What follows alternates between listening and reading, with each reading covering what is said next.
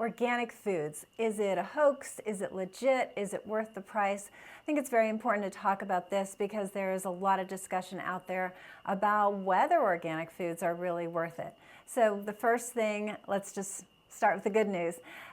Organic produce has 30 to 40% more what's called polyphenols, and that is a chemical found in not just fruits and veggies, but also spices and teas. And these polyphenols are incredibly important for the diseases you're trying to avoid. And what are those? Heart disease, cancer, diabetes, autoimmune disease, dementia.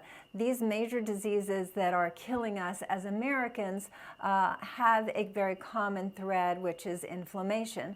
So polyphenols lower inflammation, they lower blood pressure, they lower what's called insulin resistance, which leads to obesity as well as diabetes, and they also lower bad cholesterol. So it's very exciting that these polyphenols are not only just present in fruits and vegetables and teas and spices, but that when you buy organic, these polyphenols are present in 30 to 40% greater volume, making that organic produce purchase worth your while. So I want to go into some hacks and some ways to assist you in getting organic when you really need to, and how do you save some money doing it, because obviously it's well worth your while if it's going to benefit you across these diseases that we're having, most of us want to avoid and what's killing most Americans. So if you haven't heard about what's called the Dirty Dozen and the Clean 15, these are different fruits and vegetables that are highest in pesticides and herbicides, as well as those that are inherently cleaner, and so don't tend to have the higher levels of herbicides and pesticides. And sometimes I'm asked, well, what's the difference between a pesticide and an herbicide? Which is a great question. So if a pesticide, just think of pests, think of the bugs and the beetles and the things that are trying to eat your tomatoes if you're growing your own garden. So a pesticide is killing off those little beasties that are munching away on your plant. And then the herbicides are killing the weeds so that they don't take over the plant. And unfortunately, herbicides like Roundup are very toxic, and they get into the plant, and they also have the GMO aspect to them. So these are not healthy. So organic produce, they have no herbicides, they have no pesticides. And the thought is that because the plant has to fight harder to protect itself because the bugs aren't being killed for it and the weeds aren't being killed for it, that trying harder of the plant is actually what increases that polyphenol level. So it's very, very interesting. I mean, plants can't run away, you have a predator coming after a giraffe. It can run, it can get out of the area. A plant can't, it's just sitting there. So in its defense, it makes more of these polyphenols, which actually the bugs don't like. They're more bitter, and they don't enjoy them as much. So that it's best for us, and also less interesting to the bugs. So, but getting back to the Clean 15 and the Dirty Dozen, I'll just give you an idea of what some of them are. And on the Clean 15, interesting are some of them have thicker skin, which makes sense. You're not eating the skin, and maybe that's why they're not as rich in these pesticides and herbicides. And so, okay to eat. So Clean 15 means okay to eat non-organic, versus the Dirty Dozen, they have to be organic. So let's start with the Dirty Dozen list.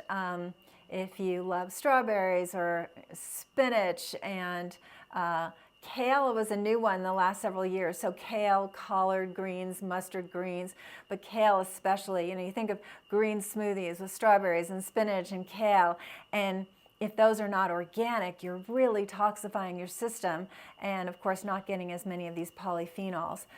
Peaches, pears, nectarines, apples, a standby, grapes, a standby. These very watery fruits tend to hold on to more of the pesticides and herbicides. And one that I actually didn't know about till I was doing some research for you today, which is oats. So a grain. Oats tends to be grown in kind of wet climates, and so if it's not organic, it tends to ingest, the grain itself ingests a lot of these herbicides and pesticides. So if you really like your oats, you really want to go organic for them as well. So remember that dirty doesn't, it has to be organic. But what's a little hack to save you money? You can get frozen strawberries, you can get frozen spinach, and when you get them frozen, they're a lot less expensive. So especially in a smoothie, you know, it doesn't matter. A lot of times people put ice in their smoothie anyway. So you can get a lot of these frozen and enjoy them that way. Also, sometimes getting them in a can. I don't buy canned veggies, but you can get them organic in a can, and apparently they're less expensive than when you buy them fresh. So that's good to know. Now the Clean 15, we've got avocados at the top of the list, one of my favorites. Sweet corn, again, so these all have husks and skins that are preventing them a bit. Pineapple, really thick skin on a pineapple. Onions are there, you know, we always, you know, before you eat the onion, obviously you're not using that outer paper, it's called. Papaya, again, got that thick skin. Sweet peas were on the list for Clean 15, but frozen. So again, there's a frozen variety. Asparagus does not have a thick skin, but that's on there as Clean 15.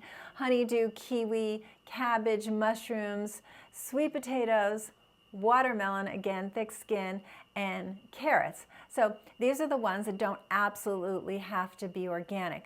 But just because of that polyphenol content, if it's something, if you have carrots every single day, or like I love mushrooms, I have them most days, then just from the polyphenol content, I want to try to go for the organic. But avocados, sometimes they're really expensive. And I always tell my husband, I was like, doesn't have to be organic. I still love my avocado. So just a way to think about it. So if you're trying to lower your inflammation, reduce your risk of heart disease, diabetes, cancer, autoimmune disease, really think with not only increasing your fruits and vegetables generally speaking because of the polyphenol content, but trying to get organic as much as you can. So I hope you enjoyed this. If you like the content, please give it a thumbs up. And someone just did that. Thank you very much. And also subscribe to the channel so more people can see our content. And I'll see you tomorrow.